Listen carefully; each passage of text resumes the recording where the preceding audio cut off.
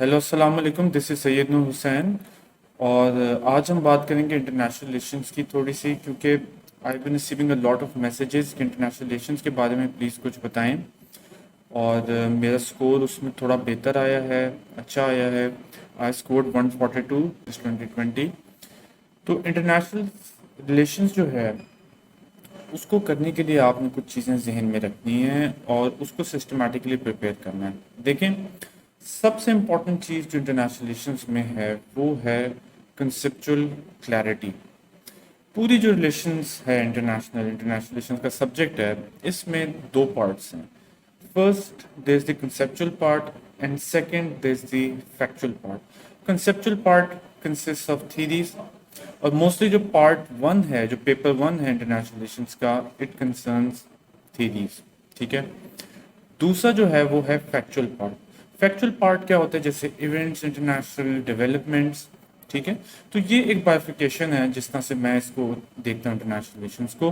और जो दोनों हिस्से हैं वो बहुत इंपॉर्टेंट हैं तैयारी के पर्सपेक्टिव से। सबसे पहले आपने थीरीज जो हैं वो प्रिपेयर करनी है। अब थीरी क्या होती है? Theory basically is just a way of looking at the world and making sense.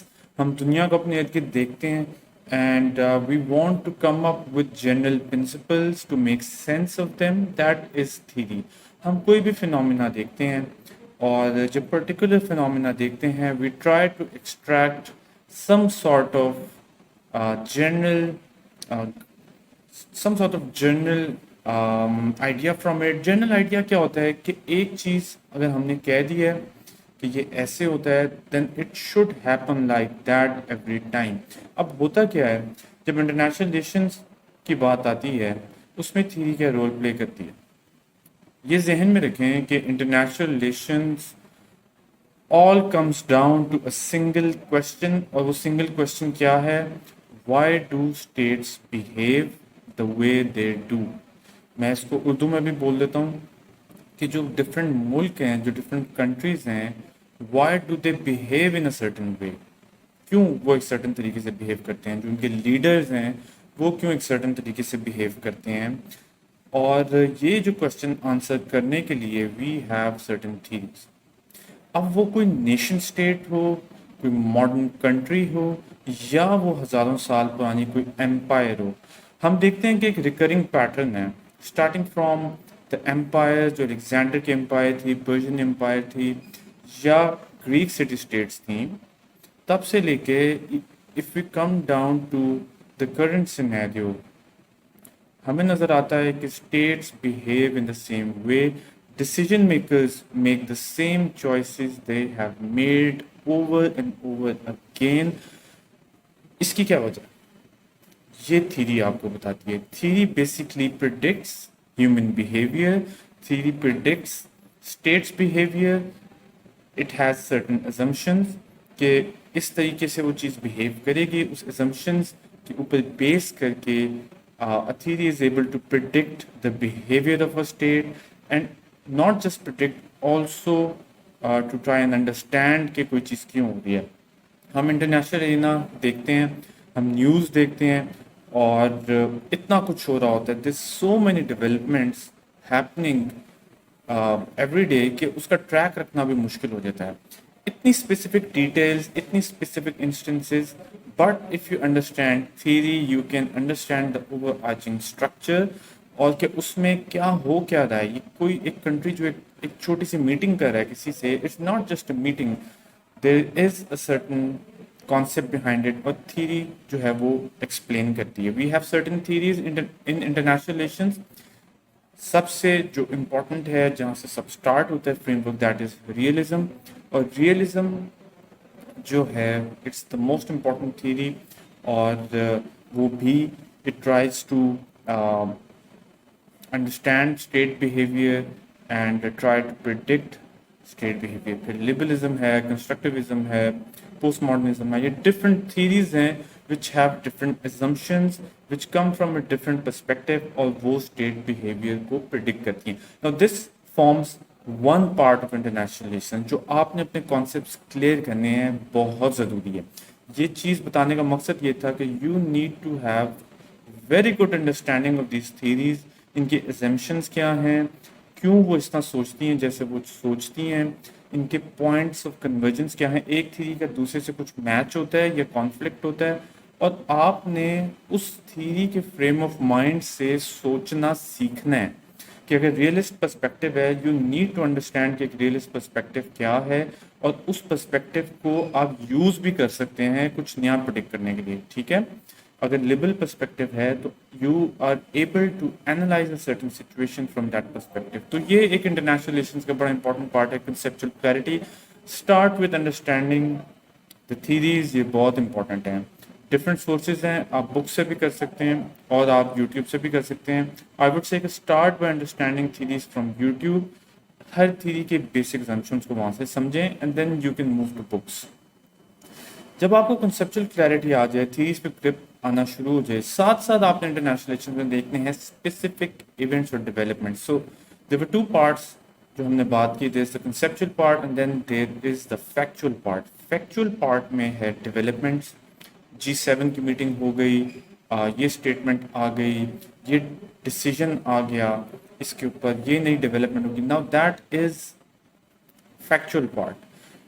Your answer should contain the factual parts as well as the conceptual parts. So this is the basic ingredient of international relations. اور آپ نے دونوں چیزوں کو ساتھ لے کے چلنا ہے کہ تھیری اور فیکچوئل پارٹ کو ساتھ ساتھ لے کے چلنا ہے. اگر کوئی بھی اس وقت ایشو ہے کرنٹ، جیسے U S withdrawal from Afghanistan ہے یا کوئی اور کرنٹ ڈیولپمنٹ ہے، strategic balance in South Asia ہے، یو ایس کے چائنا کے ساتھ ریلیشنس ہیں، انڈیا کے پاکستان کے ساتھ ریلیشنس ہیں، جو بھی ڈیولپمنٹس ہو رہی ہیں that is a factual part. آپ نے وہ بھی دیکھتے جانے ہیں روز اخباروں میں یا ہسٹری کی فارم میں. And at same time you need to develop the conceptual tools to analyse those facts. ٹھیک ہے، کہ ایک ملک ایک چیز کر رہا ہے تو وہ کیوں کر رہا ہے. یہ اس طرح سے دونوں ساتھ ساتھ چیزیں چلیں گی اور آپ کے آنسر میں بھی یہ آئیں گی.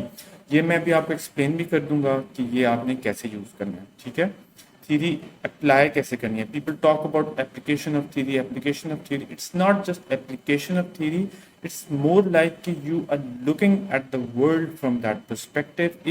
H theory has its own world view, اور وہ دنیا کو دیکھنے کا ایک طریقہ ہی الگ ہے. اس طریقے کو آپ نے سمجھنا ہے، اس طریقے سے آپ نے دنیا کو دیکھنا ہے. That is the purpose of theory. ہر سوال میں آپ کے ڈفرینٹ پرسپیکٹیوس ہونے چاہیے. آپ نے کسی ایک پرسپیکٹیو پہ فکسیٹ نہیں کرنا. اوکے، اب ہم تھوڑا سا ایک بات کر لیتے ہیں سورسز کی، then will move on to how to attempt international relations paper.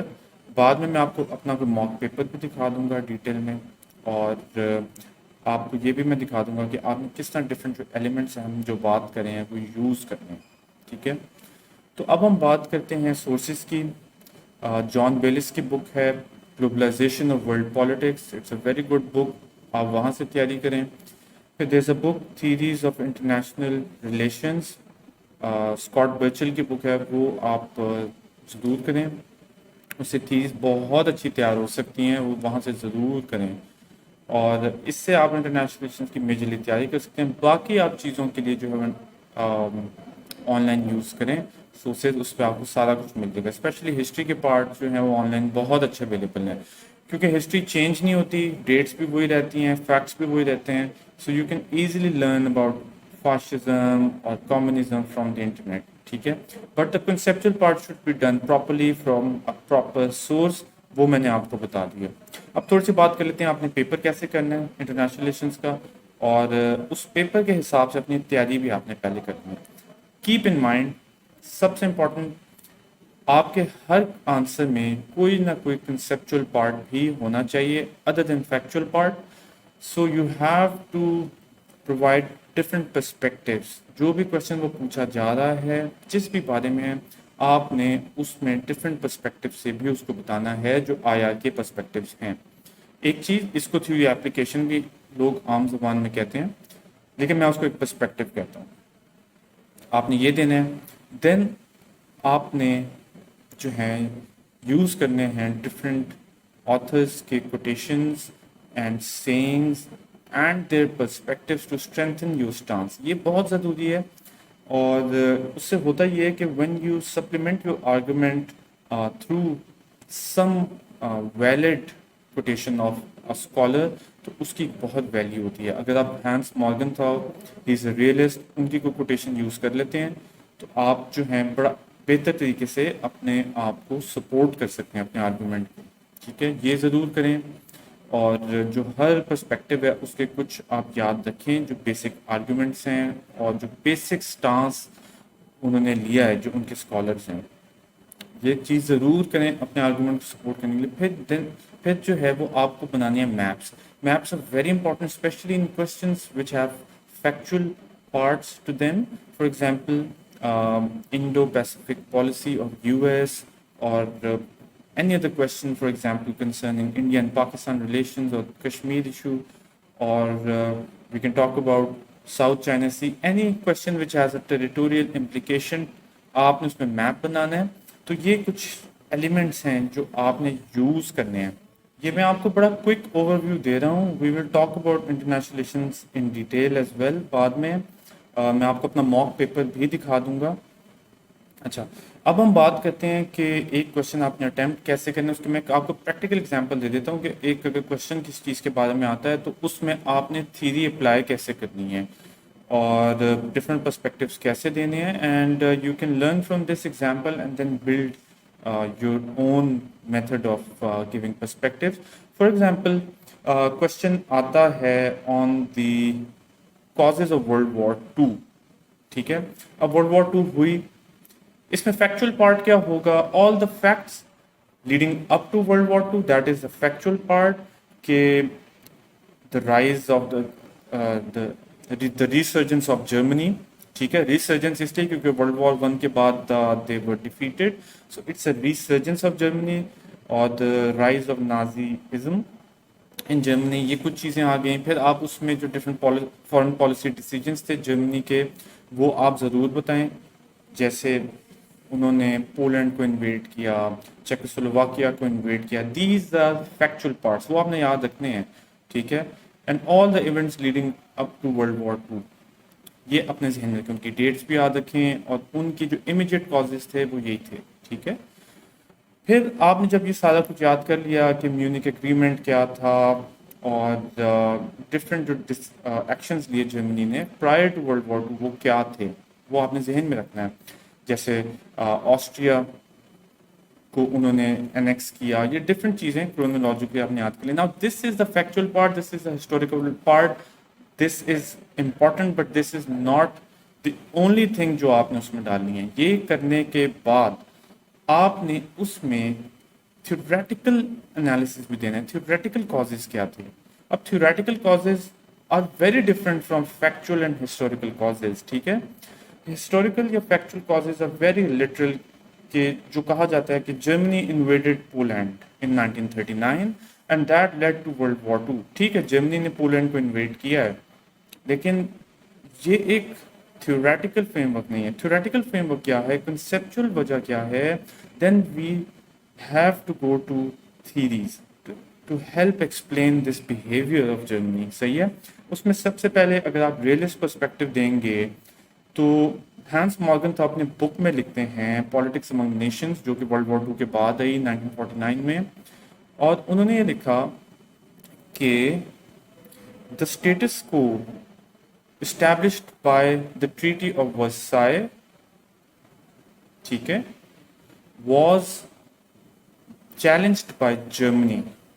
Okay, اچھا اب اس بات کو سمجھنا ہے, اور وہ آگے جاتے ہیں اپنے بک میں سمجھاتے ہیں کہ کیسے there are two kinds of powers.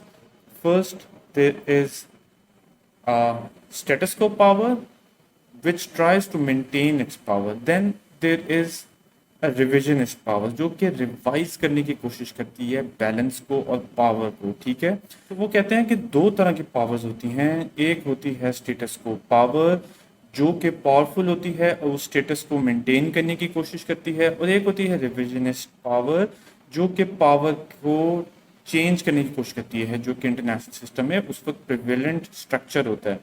تو جرمنی اس کیس میں ریویژنسٹ پاور تھی کیونکہ وہ اتنی پاورفل نہیں تھی اور وہ پاورفل بننا چاہتی تھی, اور جو دوسری ویسٹرن پاورز تھیں وہ اسٹیٹس کو پاورز تھیں. They wanted to maintain the balance that had been established after world war 1. تو یہ ہے theoretical perspective, especially from a realist perspective, कि क्या realist perspective होगा causes of World War II में, कि the revisionist powers of Germany and Japan and Italy as well wanted to overthrow the status quo established by the Treaty of Versailles 1919. ठीक है, ये एक realist perspective है। वो realist क्यों है उसको बाद में हम डिटेल में देख सकते हैं, बट मैं आपको एक समझाना चाह रहा हूँ कि ये एक पर्सपेक्टिव है, ठीक है, ये उन्होंने दिया। फिर अगर हम इसको एक लिबरल पर्सपेक्टिव से देखना चाहें और आप इसमें लिबरल थ्योरी के एंगल से बताना चाहें तो लिबरल पर्सपेक्टिव बड़ा सिंपल है। According to liberal perspective, dictatorships and autocracies are more likely to go to war and democracies are less likely to go to war. तो लिबरल पर्सपेक्टिव कहेगा कि क्योंकि जर्मन्स उस वक्त there was a system of fascism, there नाजीज्म था, Italy में fascism था और डिक्टेटरशिप थी। ये जो सिस्टम्स हैं there more likely to go to war और इस वजह से वर्ल्ड वॉर टू हुई। तो ये एक उनका पर्सपेक्टिव है। इसी तरह आप दूसरे भी पर्सपेक्टिव्स ले सकते हैं। अगर मार्क्सिस्ट पर्सपेक्टिव होगा तो इट वुड आर्ग्यू कि it was a struggle for resources और controlling the international capitalist system and इस किस्म का उनका एक पर्सपेक्टिव आ सकता है। तो इस तरह से आपने उसको डिफरेंट एनालिटिकल फ्रेमवर्क से, थ्योरेटिकल फ्रेमवर्क से एनालाइज करना है और अपने जो आंसर में सपोर्ट करना है। ये मैंने आपको एक एग्जांपल दी है वर्ल्ड वॉर टू की। सेम वुड हैपन अगर वो एक मॉडर्न कोई क्वेश्चन आ जाता है करंट कॉन्फ्लिक्ट्स का, वो कोई भी चीज़ हो, वो अरब स्प्रिंग हो या वो वॉर इन अफगानिस्तान हो या वो किसी किस्म का कोई मॉडर्न कॉन्फ्लिक्ट भी हो, उसको भी आपने इसी तरह आयर के पर्सपेक्टिव से समझने की कोशिश करना है और देखने की कोशिश करना है कि इसमें डिफरेंट पर्सपेक्टिव्स जो हैं वो इसको किस तरह एक्सप्लेन करेंगे। तो देखें, समरी बात की ये है कि इंटरनेशनल रिलेशंस में आपके फैक्चुअल पार्ट्स तो आप तैयार कर रहे हैं कि वाई कि something is happening, okay, but why something is happening from a theoretical perspective is also very important. और ये इंटरनेशनल रिलेशंस में बहुत ज़रूरी है समझना और उसको अपने पेपर्स में लाना। I hope this was helpful and we will try to conduct a few lectures on international relations in the future ताकि थोड़ा बहुत जो आपको confusions आ रही हैं वो भी हम उसमें clear कर दें। Thank you and take care.